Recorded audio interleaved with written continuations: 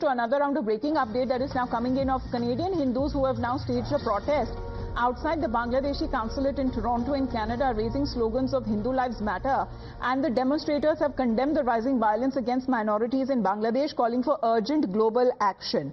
Now, this seems to be a case where Hindus themselves in Canada who have come under the recent attacks of the K-mob, however, they have been raising the voice for the people who follow the Hindu faith in Bangladesh as well. So the chorus that has been growing over how Hindus are being persecuted, whether it comes to on the Canadian soil or whether it comes to on Bangladeshi soil, there is this movement of Hindu Lives Matter that has now taken globally, it has taken center stage. We have Pradeep Datta joining us right now. Pradeep, the individuals, the people of Hindu faith who themselves are under attack in Canada by K-mob are raising their voice when it comes to the other people who follow the Hindu faith in Bangladesh.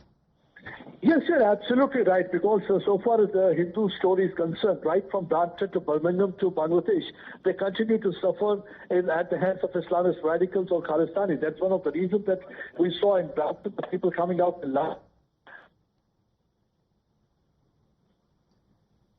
Lost that connection with Pradeep. We'll just quickly reconnect that line with him. But the pictures there on your screens that are coming in are from when it comes to minorities who continue to be attacked in Bangladesh, in particular Hindus.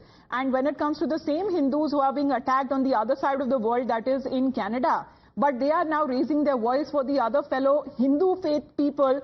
When we are looking at the minorities in Bangladesh who have been attacked, these are the Canadian Hindus who have been protesting in Toronto. We'll get you more reaction.